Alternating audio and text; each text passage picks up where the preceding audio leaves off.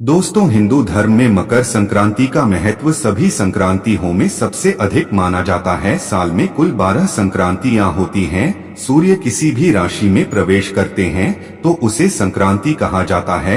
जब सूर्य मकर राशि में प्रवेश करते हैं तो इसे मकर संक्रांति कहा जाता है। मकर संक्रांति के दिन सूर्य देव की उपासना करने से बहुत ही ज्यादा शुभ फल प्राप्त होते हैं। साल भर सूर्य देव की कृपा प्राप्त होती है और व्यक्ति के जीवन में बहुत ही महत्वपूर्ण बदलाव होते हैं। हर साल जनवरी के महीने में संक्रांति का त्योहार मनाया जाता है। इस वर्ष मकर संक्रांति का त्योहार 15 जनवरी सोमवार के दिन मनाया जाएगा। शनिदेव मकर और कुंभ राशि के स्वामी हैं। इसी कारण से यह माना जाता है कि इस दिन सूर्य देव अपने पुत्र शनि से मिलने के लिए जाते हैं। इस पिता पुत्र के मिलन को मकर संक्रांति के त्योहार के नाम से मनाया जाता है। शनिदेव ने अपने पिता सूर्य देव के स्वागत में बहुत ही महत्वपूर्ण वस्तुओं का प्रयोग किया था। अगर आप भी मकर संक्रांति के दिन सूर्य देव को यह वस्तुएं चढ़ाते हैं अथवा जल में यह चीजें डालकर सूर्य देव को चढ़ाते हैं तो सूर्य देव आपसे अत्यंत प्रसन्न हो जाएंगे और आपको सुख संपन्नता का आशीर्वाद प्रदान करेंगे। भगवान श्री कृष्ण कहते हैं, मकर संक्रांति के दिन सूर्य देव को इन वस्तुओं के साथ अर्घ्य देने से दुख दरिद्रता समाप्त होती है और जीवन में सुख समृद्धि आती है। इस प्राचीन कथा के माध्यम से हम आपको बताते हैं कि मकर संक्रांति के दिन सूर्य को अर्घ्य देना कितना महत्वपूर्ण होता है और उसका क्या फल प्राप्त होता है। दोस्तों, एक बार नारद जी भगवान श्री कृष्ण के पास आते हैं और उनसे पूछने लगते हैं, हे प्रभु, मकर संक्रांति के दिन सूर्य को जल देने का क्या औचित्य है? सूर्य को जल क्यों दिया जाता है? सूर्य को जल देने के क्या फायदे हैं तथा सूर्य को जल देने की सर्वोत्तम विधि कौन सी है?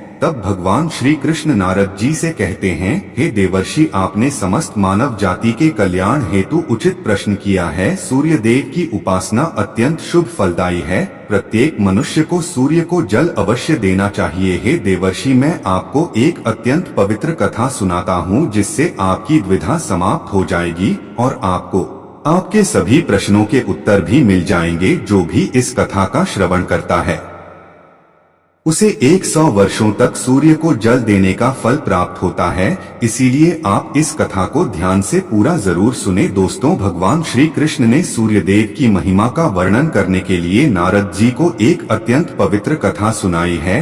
इस कथा में सूर्य को जल देने की सही विधि और अत्यंत शक्तिशाली सूर्य देव के मंत्र के बारे में बताया है। इसीलिए आप सभी इस कथा को ध्यान से पूरा अवश्य सुने। इस कथा को सुनने मात्र से ही आपको सूर्य को जल देने का फल प्राप्त होता है। तो चलिए शुरू करते हैं। भगवान श्री कृष्ण कहते हैं, हे देवर्षि, प्राचीन काल की बात है। दक्षिण देश में एक अत्यंत प्राचीन शोभायमान नगरी थी। उस नगरी में देव शर्मा नाम का ब्राह्मण अपनी पत्नी कलावती के साथ निवास करता था। देव शर्मा शास्त्र ज्ञान में पारंगत था, किंतु उसने अपने ज्ञान का कभी सदुपयोग नहीं किया। उसने उसके ज्ञान का उपयोग केवल धन कमाने के लिए किया। देव शर्मा ने अपने जीवन में कभी दान धर्म नहीं किया, कभी सूर्य देव को अर्घ्य नहीं दिया। वह अत्यंत स्वार्थी और दंभी स्वभाव का था। फिर एक दिन वह वन से जा रहा था तो एक विषैले सर्प के काटने के कारण देव शर्मा की मृत्यु हो गई। मृत्यु के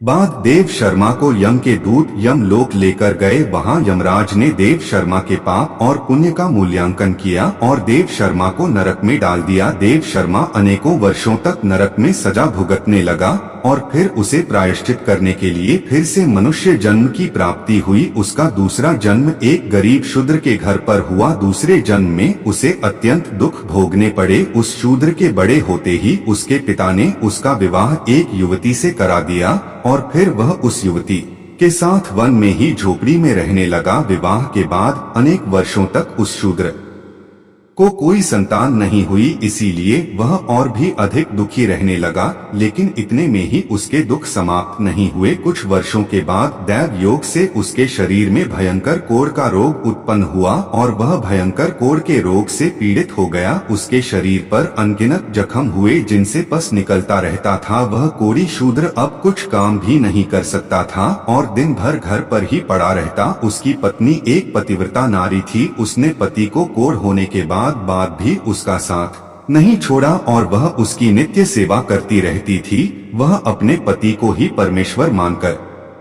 उसकी पूजा करती थी, उसके लिए भोजन का प्रबंध करती थी, उसे स्नान करती थी। वह शूद्र अनेक बार मन ही मन सोचता रहता था कि किस जन्म के पाप के कारण उसे यह कोढ़ रोग हुआ। ऐसा सोचते हुए वह बहुत ही निराश और उदास रहने लगा। फिर एक दिन उसके द्वार पर एक साधु पधारे। उस कोढ़ी शूद्र की पत्नी ने उन साधु महात्मा की बड़ी सेवा की, जिससे प्रसन्न होकर उस साधु ने उस कोढ़ी की पत्नी को वर मांगने के लिए कहा। तो कोढ़ी की पत्नी ने कहा, है महात्मा, मेरे लिए मेरे पति ही सर्वस्व है, वही मेरे स्वामी है। अत आपसे विनती है कि मेरे पति का रोग दूर करें और उन्हें पहले के जैसा बना दे। इस पर उस साधु महात्मा ने कहा, हे देवी, यह रोग तुम्हारे पति को उसके पिछले जन्म के कर्मों के कारण प्राप्त हुआ है।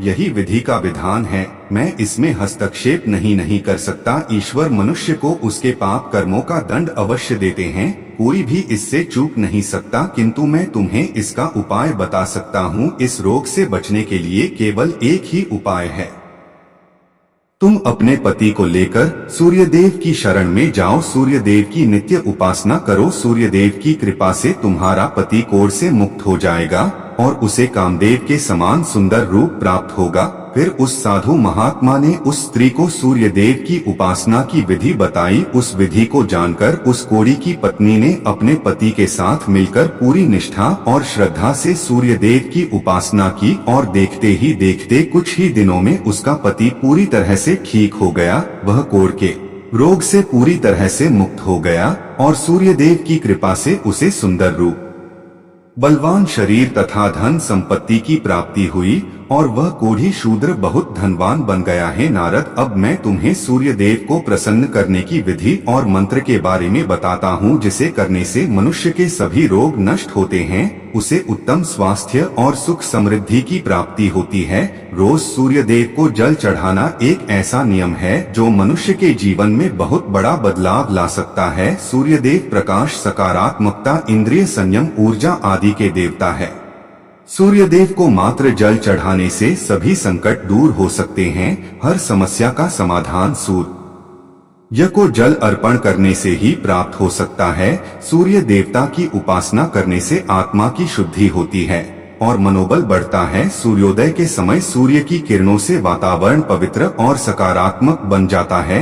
यदि प्रतिदिन सुबह स्नान करके सूर्य देवता को मंत्रों का उच्चारण करते हुए जल चढ़ाते हैं तो इसके कई फायदे होंगे। कुंडली में अन्य ग्रहों की तरह ही सूर्य के शुभ या अशुभ स्थिति में होने से जीवन पर भी इसका शुभ या अशुभ प्रभाव पड़ता है। कुंडली में सूर्य यदि शुभ स्थिति में होता है तो समाज में भरपूर मान सम्मान, यश और प्रसिद्धि मिलती है। वहीं कुंडली में यदि सूर्य अशुभ स्थिति में हो तो इसके विपरीत परिणाम मिलते हैं। इसलिए कुंडली में यदि सूर्य की स्थिति मजबूत करनी है तो कुछ चीजें पानी में डालकर सूर्य देव को अर्घ देने से शुभ परिणाम प्राप्त होते हैं। अर्घ देने से तात्पर्य यह है कि सूर्य देवता को भक्ति भाव से जल अर्पण करना। यह जल आप दोनों हाथों की ऊंजल बनाकर या तांबे के पात्र में शुद्ध जल भरकर उसे सूर्य देवता को समर्पित करें। लेकिन ध्यान रहे कि यदि हाथों की ऊंजल बनाकर सूर्य देवता को अर्घ्य दे रहे हैं तो अपने हाथों की तर्जनी और अंगूठे को एक दूसरे से जोड़कर ना रखें, यानी कि एक दूसरे का स्पर्श ना होने दें। दोनों हाथों के अंगूठे को फैलाकर रखें। यदि हम तर्जनी और अंगूठे को जोड़कर रखते हैं तो यह राक्षसी मुद्रा बन जाती है और इस मुद्रा में सूर्य को अर्घ्य देना अशुभ माना जाता है। यदि आप पात्र में जल भरकर सूर्य देवता को अर्घ दे रहे हैं तो भी उस पात्र को दोनों हाथों के अंगूठे का स्पर्श ना हो, इसका ध्यान रखें। अर्घ्य देते समय अपने दोनों हाथों को ऊपर उठाकर पात्र को पकड़े और सिर झुकाकर रखें। सूर्य देवता को अर्घ हमेशा सूर्योदय के समय देना चाहिए। उगते हुए सूर्य की उपासना करना हमेशा ही शुभ होता है। सूर्योदय के 2 घंटे बाद अर्घ देने का कोई भी औचित्य नहीं होता है। यदि किसी कारणवश आप सूर्योदय के समय अर्घ ना दे सके तो 3 बार अर्घ्य देने के बजाय 4 बार अर्घ दें और सूर्य देवता से क्षमा मांग ले, इससे दोष कम हो जाता है। सूर्य को जल तांबे के पात्र में ही देना चाहिए। तांबा को सूर्य देव की प्रिय धातु माना गया है, इसीलिए सूर्य को जल देने के लिए केवल तांबे से बने पात्र का ही प्रयोग करना चाहिए। अन्य धातुओं से बने पात्रों में सूर्य को अर्घ्य देने से कोई लाभ प्राप्त नहीं होता है। परमात्मा ने सूर्य को जगत में प्रकाश करने, संचालन करने, अपने तेज से शरीर में ज्योति प्रदान करने तथा जठराग्नि के रूप में आमाशय में अन्न को पचाने का कार्य सौंपा है। इसी कारण से तांबे के पात्र में रखे जल को पीने से व्यक्ति पेट से जुड़े रोगों से भी मुक्त हो जाता है। उस तांबे के पात्र में गंगाजल या पवित्र नदियों का जल भरे। यदि ऐसा संभव नहीं है तो शुद्ध जल का प्रयोग करें। मात्र जल से कभी भी अर्घ्य नहीं देना चाहिए। जल के पात्र में जल के साथ मुख्य रूप से कोई भी लाल फूल, लाल चंदन और अक्षत जरूर डालें। आप चाहे तो इस जल में थोड़ा सा घी, शहद, दूध या गुड़ इत्यादि भी मिला सकते हैं। खासकर मकर संक्रांति के दिन जल में तिल और गुड़ डालकर सूर्य देव को जल चढ़ाना चाहिए। शनिदेव तिल और गुड़ से ही सूर्य देव का स्वागत किया था। अगर आप भी सूर्य देव को इस प्रकार से अर्घ्य देंगे तो निश्चित है सूर्य देव आपकी मनोकामनाएं को पूर्ण करेंगे। सूर्य देव को अर्घ देने का सही समय तब होता है जब सूर्य लालिमा लिए हो, अर्थात जब प्रातः काल में सूर्य लाल रंग का दिखाई दे तो उस समय अर्घ्य देना सर्वश्रेष्ठ फल देता है। मित्रों, यदि सूर्य को अर्घ देने का संकल्प लिया है तो यह संकल्प कभी नहीं तोड़ना चाहिए। जितने दिनों का भी संकल्प लिया हो उतने दिन सूर्य को अर्घ्य अवश्य देना चाहिए। यदि आप संकल्प को पूरा नहीं कर सकते तो ऐसा संकल्प नहीं करना चाहिए, इससे सूर्य देव रुष्ट हो जाते हैं। भगवान श्री कृष्ण ने सूर्य देव को जल देने का मंत्र बताया है जिसका उच्चारण अवश्य ही करना चाहिए। वह मंत्र इस प्रकार है, ओम खकोल्का नमः। इसके अलावा ओम घृण सूर्याय नमः इस मंत्र का जाप भी कर सकते हैं। इस मंत्र का उच्चारण करके सूर्य को जल देने से दरिद्रता का अंत होता है और व्यक्ति को सुख समृद्धि की प्राप्ति होती है। दोस्तों, सूर्य देव की महिमा अपरंपार है और प्रतिदिन ही हमें उनका आभार मानना चाहिए। परंतु शास्त्रों में मुख्य रूप से मकर संक्रांति के दिन का महत्व अधिक होता है। इसलिए अपनी कुंडली से सूर्य दोष को दूर करने के लिए मकर संक्रांति के दिन विशेष रूप से सूर्य देवता का उपवास रखना चाहिए